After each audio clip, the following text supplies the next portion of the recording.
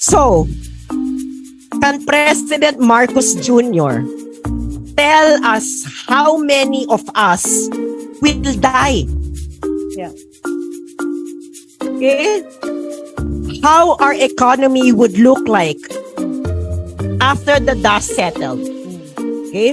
How are we going to rebuild this republic?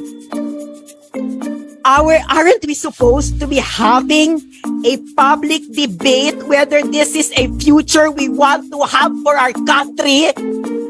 Yes. Supposedly.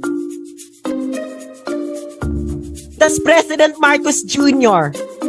have the guts to stand up to the United States of America and say, no, I will not allow the Philippines to be used in your war?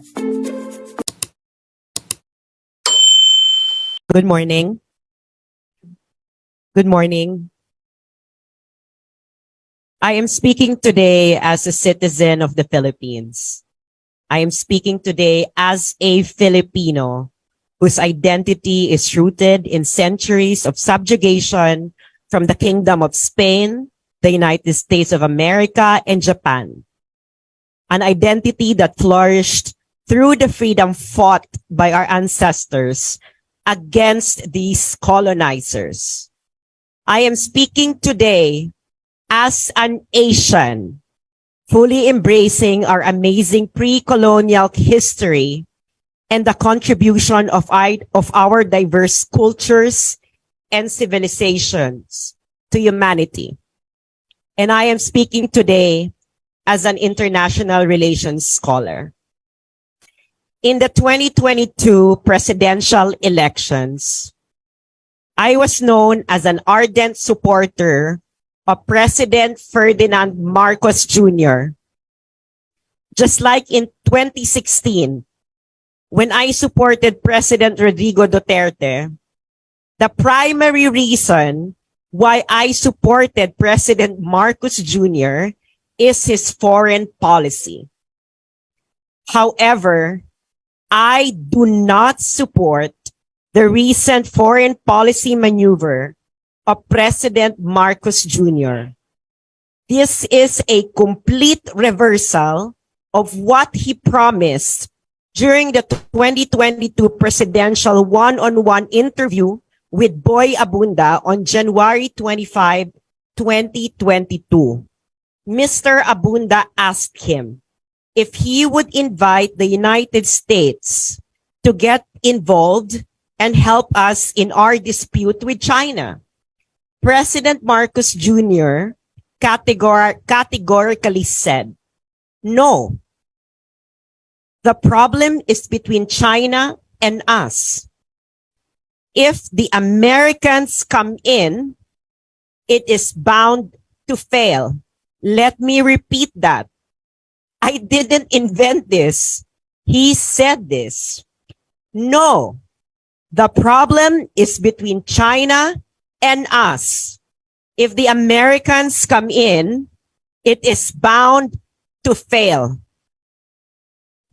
On February 2, 2023, the Philippines and the United States entered into agreement to expand U.S. access to military bases in our country under the Enhanced Defense Cooperation Agreement, or EDCA, which was concluded in 2014 under President Benigno Aquino Jr.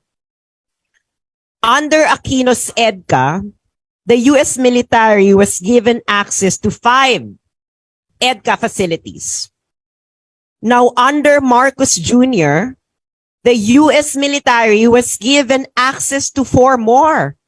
Aquino Marcos, the irony of history. The U.S. State Department said that these four more bases, quote, will allow more rapid support for humanitarian and climate-related disasters in the Philippines and respond to other shared challenges, end quote. It sounds very benign. But who are they fooling? the US government-funded Public Broadcasting Service, or PBS, reported on February 2, 2023, that, quote, this move is aimed at confronting China and its focus on Taiwan, which is only a few hundred miles from one of the new locations where US forces will likely operate, and that is in Cagayan. End quote. A joint report by a former Pentagon correspondent and a diplomatic correspondent wrote in the New York Times, also on February 2, 2023, quote, US officials say they are preparing to surge forces in the event of conflict with China, including over Taiwan. End quote. If you are very observant, you will notice what is kept being repeated and emphasized in Western media. Taiwan, confronting China, conflict with China. And there is a reason for that. Taiwan is in the middle of the defensive perimeter of the United States in the Pacific Theater. Runs from the Kuril Islands to Japan, Philippines, all the way to the Malay Peninsula.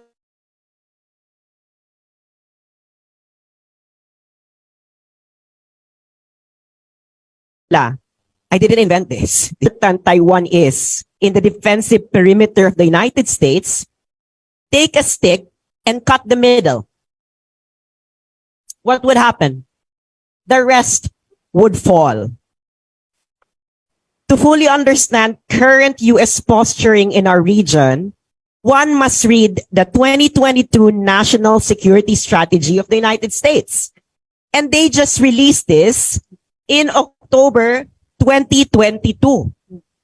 Okay, very new. In part 3, page 23 of the National Security Strategy of the United States, it clearly states that their global priority is to outcompete China and constrain Russia. I think all of us here are old enough, no? To be able to remember the national security strategy before of George W. Bush, yung kanyang axis of evil, no? Now this is mirroring it, no? And now outcompete China and constrain Russia. Okay? We already know what we're doing with Russia, no? In page 24 of the section on China, the National Security Strategy of the United States gave an exact number of years. 10. Let me quote it.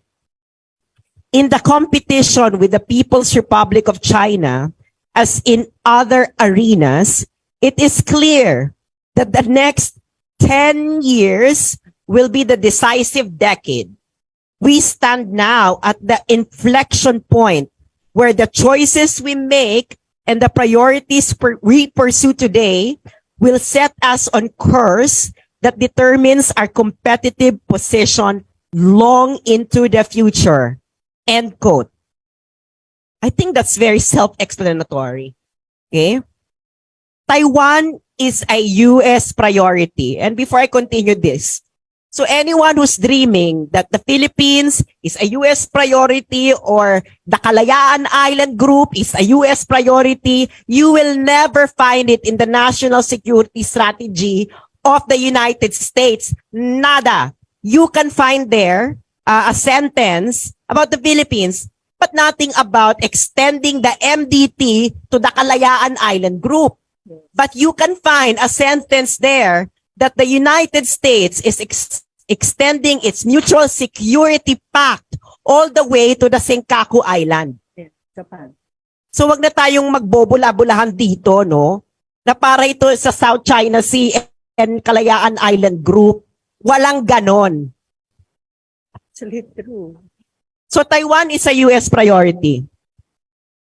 they have quote, they have an abiding interest in maintaining peace and stability across the Taiwan Strait, which is critical to regional and global security and prosperity and a matter of international concern and attention. The operative word is critical to regional and global security. Of course, this is just a euphemism to the security of the United States because it is the defensive perimeter of the United States.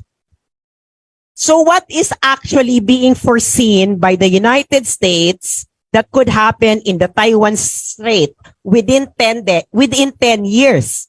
So 10 years, ha? Ito, nakalagay din doon. Changes in the status quo. So what are the changes in the status quo that the United States cannot accept? Either mainland China gains full control of Taiwan or Taiwan becomes independent. So either of these two, the US won't accept. It's in their national security strategy. Okay? So whatever that means, as the United States, okay? Or our foreign policy decision makers in this country, no, ask naman difficult questions to those people. Huwag na yung mga pa-cute. Or better yet, ask President Marcos Jr. He is the chief architect of our foreign policy. Let him interpret this for us. Now let me continue. But let us put this in a larger context. Okay? The national security strategy of the United States. In the discussion going on in the national security community in the United States, okay? Anong nangyayari sa greater national security community ng United States? I will highlight several important ones. Yung iba dito sinabi na ni former Secretary Abella. Okay. In October 2022,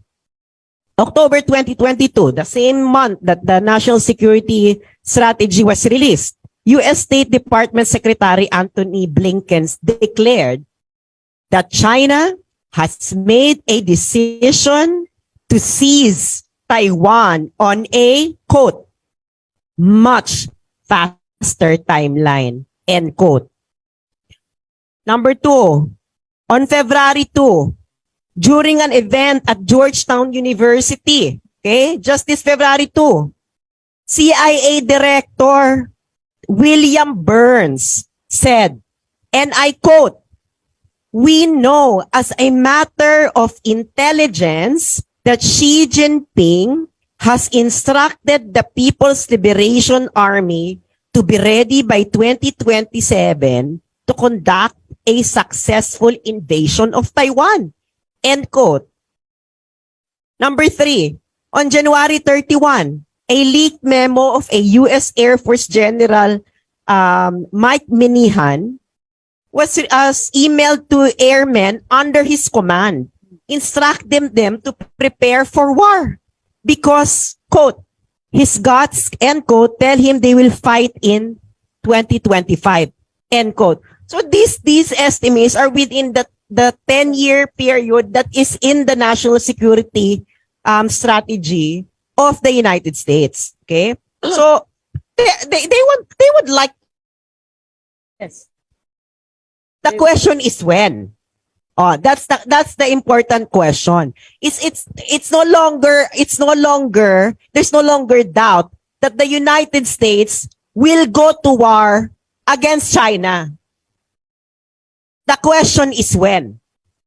And now, we have an important study conducted by the Center for Strategic and International Studies or CSIS, released on January 9, 2023. Diba? Sunod-sunod yung mga ano nila, no? Leading to the EDCA. Okay. So, itong CSIS, this is a bipartisan think tank based on Washington, D.C. Okay? This is not left-leaning.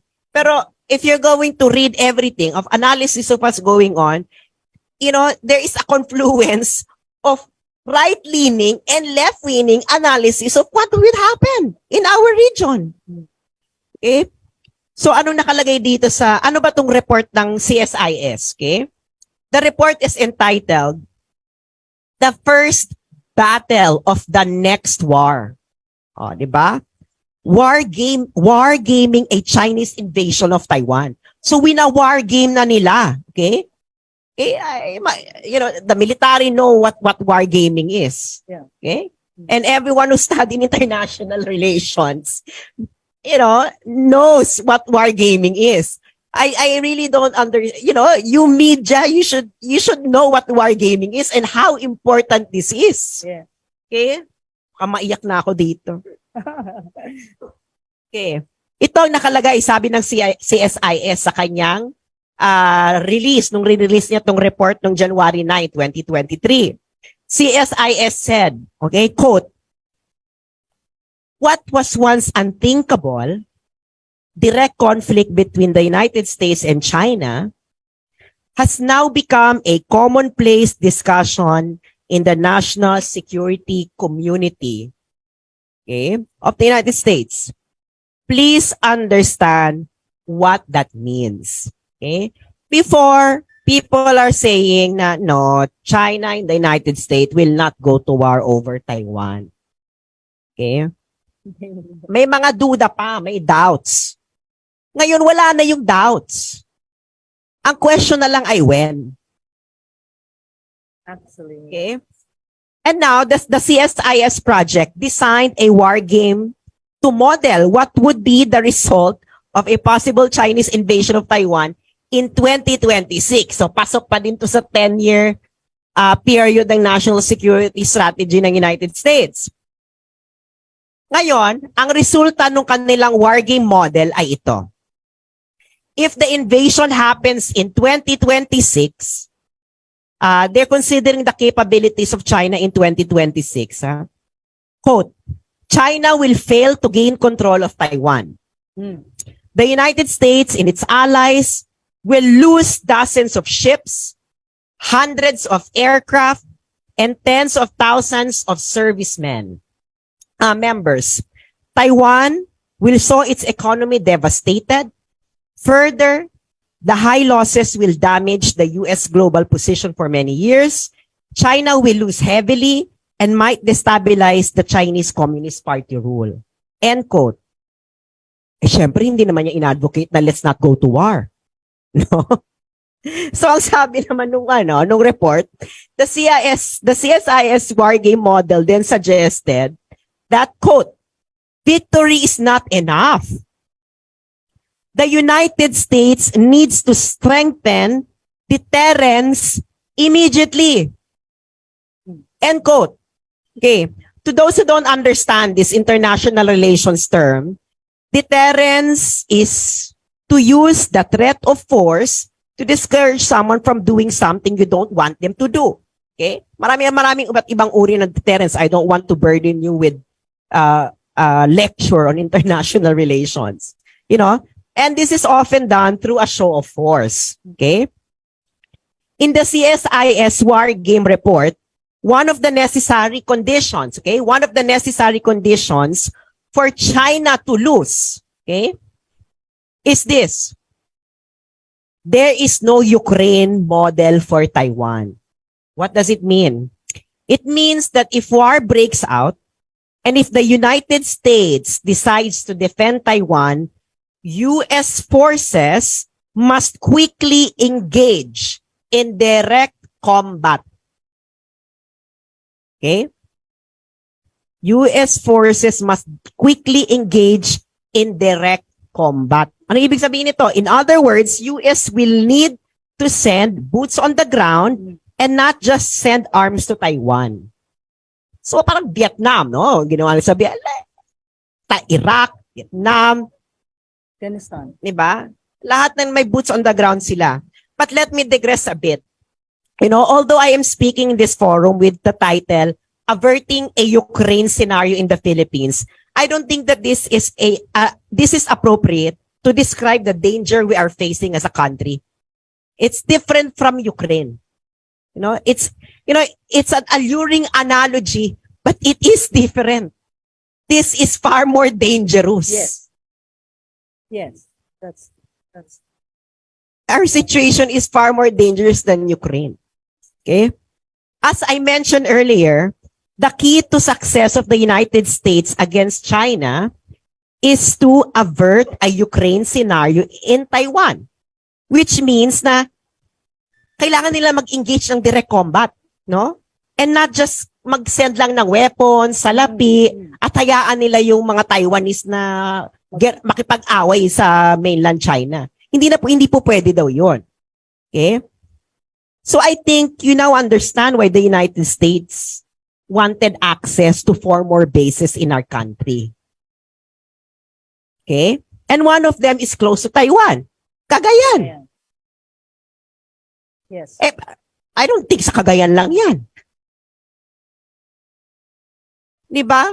Anyone who knows military strategy, look at the coastline in the north. Yes. Actually, you can already know kung saan nila pwedeng ilagay dyan yung mga bases.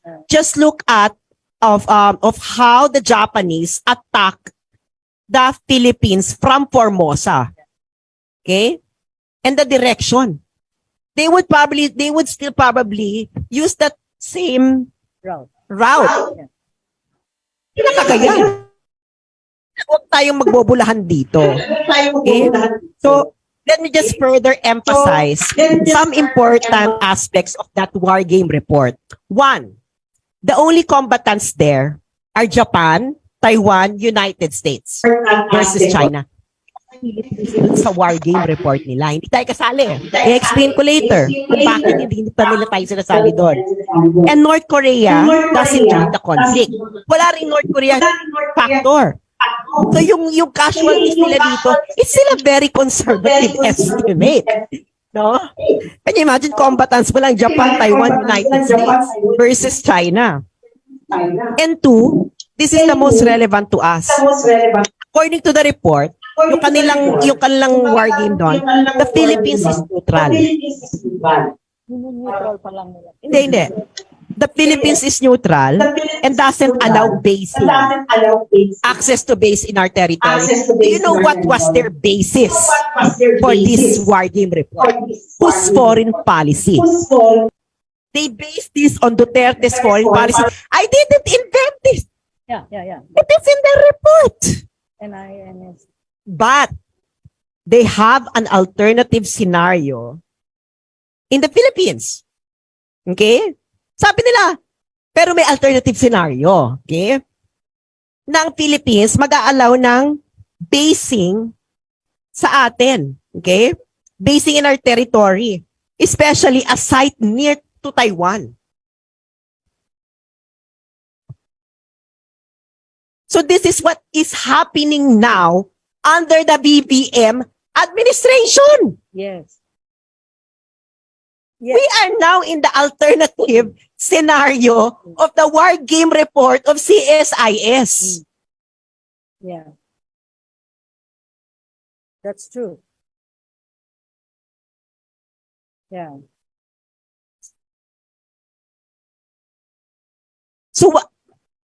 So what does this mean to us? Okay? Siyempre, quote na naman ako ng mga Amerikano, no? No? Kasi they're so honest. I can't believe. Ang naabutan ko lang namang gera, Iraq War ng major ng Amerika. So, this is the honesty right now is the same honesty that they had during the invasion of Iraq in 2003. Ito, let me quote the answer of Zach Cooper of the American Enterprises Institute. Isa na naman tong think tank based in Washington, D.C. Right-leaning naman to. Okay? Ngayon, nung interview niya, February 2, 2023, with government-funded PBS, the Public Broadcasting System, Zach Cooper was asked, quote, how will the U.S. use these military bases in the Philippines with the goal of confronting China's influence in the region? End quote. This is a government-funded channel in the United States. Yeah. Ganun yung question. Di ba wala nakaabog-abog, di ba? Hindi na to katulad ng mga journalists na nag-ask us doon na, paswit. Diretso na. May mga pa-humanitarian climate change at chuchu. Ano yan? Saan ka nakakita ng military deployment for climate change? Yeah. Ba ang kaunang-unang bansang lulubog sa climate change?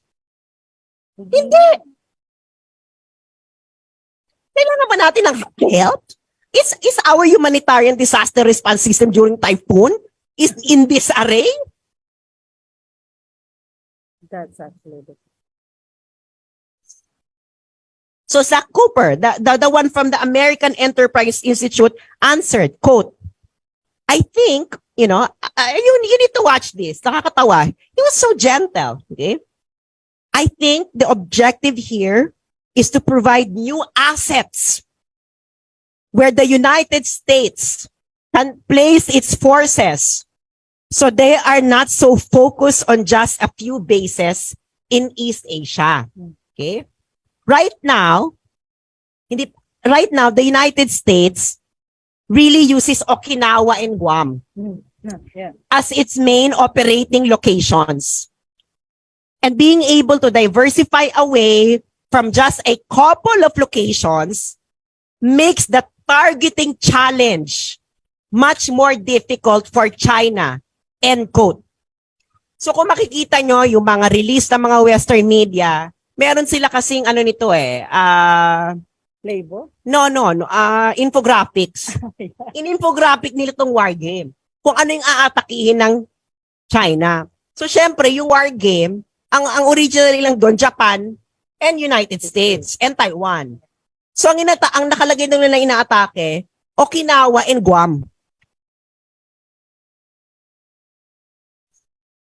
So remember, how did this guy, American, called us? New assets? Yeah. New assets.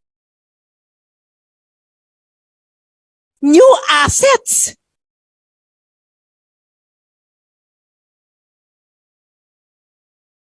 Do you know what the United States called us Yeah. when they took us from Spain? Real estate.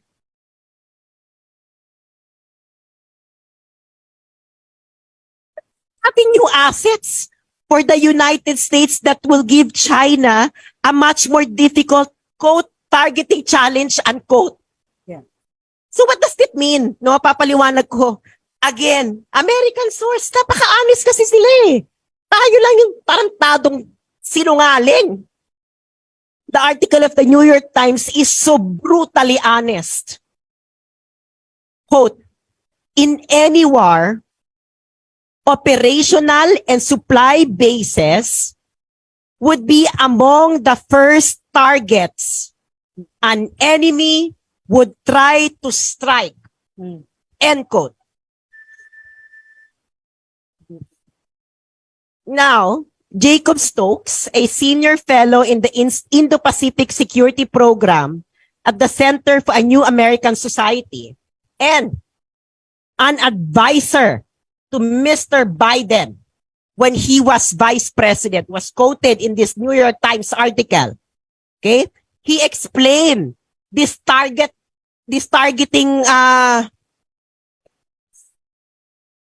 Targeting supply and hearing. no, that the Philippines will be used as a targeting Yes, it is. area. Ito mismong sinabi niya, quote, if China is going to try to take steps with its missile arsenal to take out locations where the U.S. projects forces, it now has more targets. It has now more targets it would have to deal with.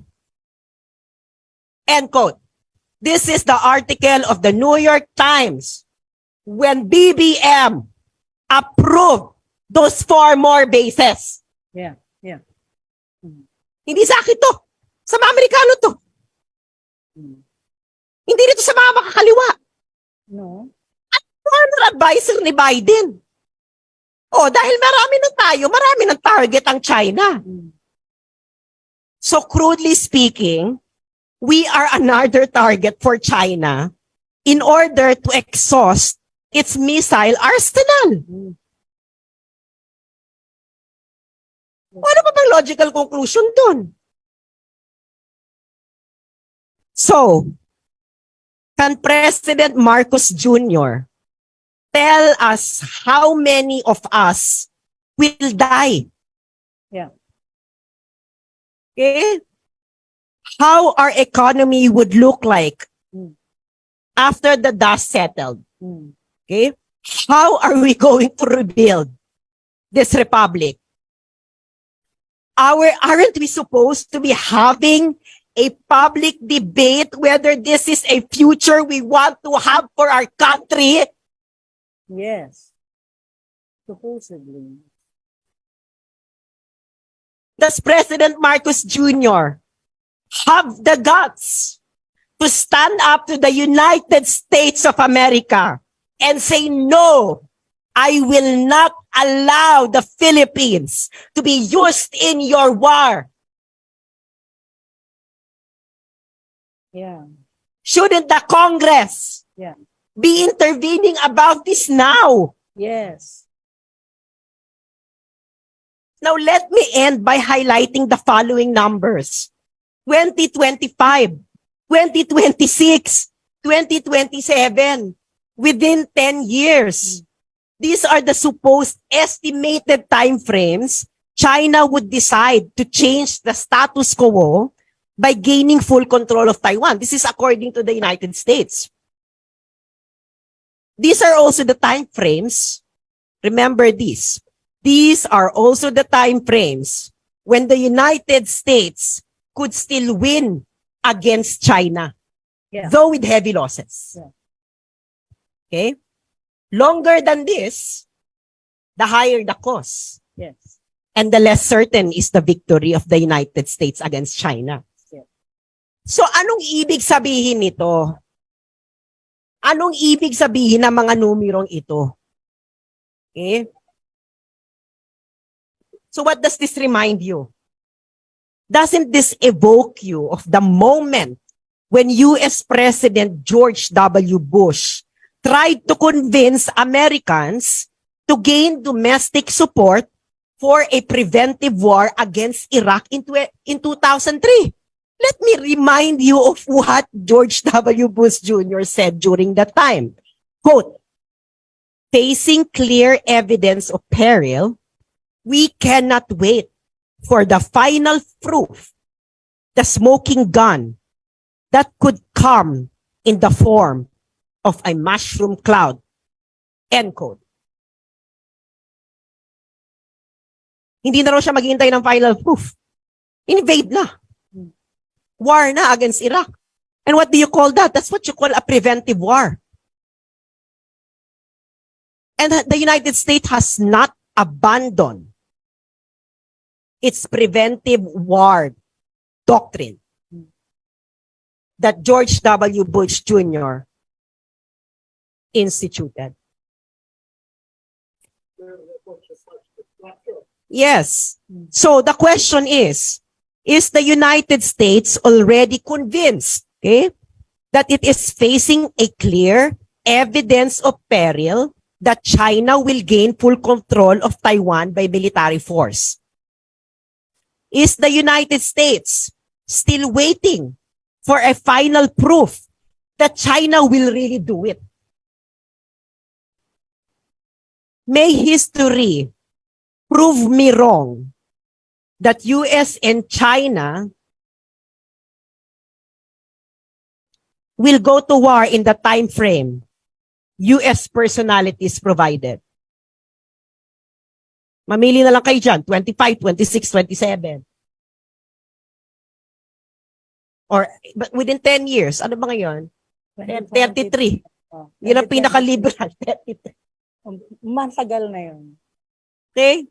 May history prove me wrong that we will be another battleground in a war that is not of our own making.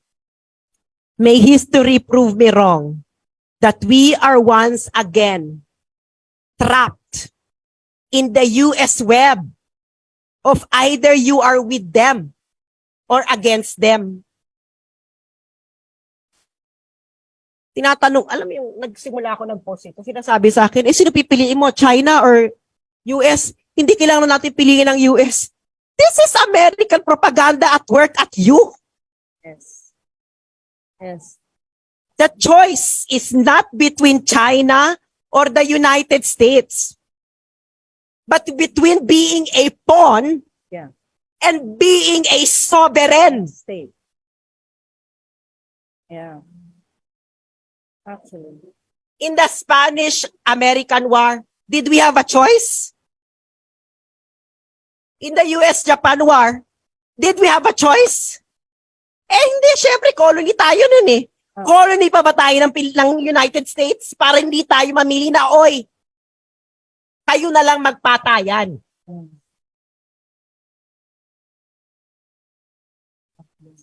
You know, heroes are often those who emerge triumphant after a tragedy.